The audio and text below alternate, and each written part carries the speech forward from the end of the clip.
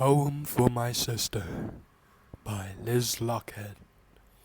My little sister likes to try my shoes, to strut in them, admire her spindle-thin 12-year-old legs in this season's styles. She says they fit her perfectly, but wobbles. On their high heels, they're hard to balance. I like to watch my little sister playing hopscotch, admire the neat hops and skips of her, their quick peck, never missing their mark, not overstepping the line. She is competent at peaver. I try to warn my little sister about unsuitable shoes, point out my own distorted feet, the calluses, odd patches of hard skin. I should not like to see her in my shoes. I wish she could stay sure-footed, sensibly shod. After the commercial break, there will be an analysis of Poem for My Sister. Okay, who tooted? In this rip-roaring game, players try to figure out who made that funny sound. There's plenty of bluffing and finger-pointing, but in the end, it all comes back to who cut the cheese. Can you keep a straight face after you cut one loose? Who tooted? By Goliath, batteries not included. This is the analysis of Poem for My Sister by Hugo and Michael. Poem for My Sister by Lochhead is a 3-stanza poem that explores a relationship between two sisters. It talks about how children these days try to mature faster than they should be. This poem uses simple everyday language and is not too overly poetic. The language techniques used were sibilance, enjambment, and metaphors, where she compares high-heeled shoes to life and growth. It gives us notions of how she is at a difficult age where she is too old to be a kid, but is no good at being an adult, yet she desperately tries to be one. The imagery given is the comparison of spindle-thin 12-year-old legs and distorted feet, where she doesn't want the little sister's feet to become distorted like hers. There is no rhyme in this poem.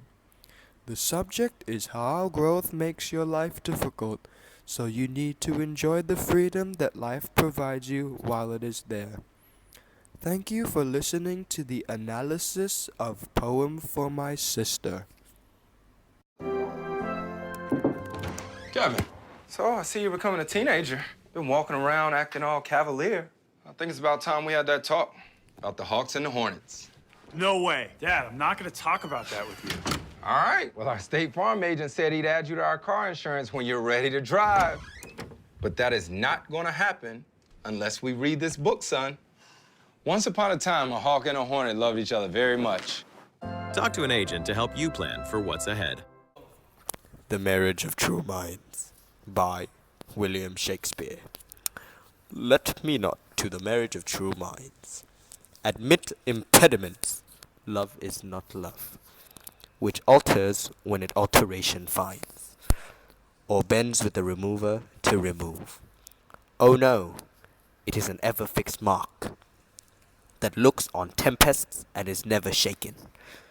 It is the star to every wandering bark, whose worth's unknown, although his height be taken. Love's not time's fool, though rosy lips and cheeks within his bending sickle's compass come. Love alters not with his brief hours and weeks, but bears it out even to the edge of doom. If this be error, and upon me proved, I never writ, nor no man ever loved. After the break, we will have an analysis.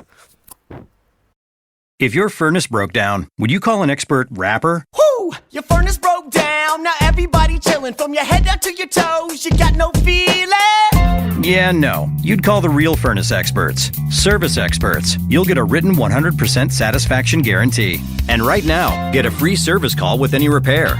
Call Service Experts Heating and Air Conditioning at 866-EXPERTS. That's 866-EXPERTS. Or visit serviceexperts.com. Visit serviceexperts.com for license information. To analyze Marriage of True Minds by William Shakespeare. William Shakespeare uses traditional language such as impediments and marriage to support the theme of love in his poem. Furthermore, he uses language techniques such as polyptoton.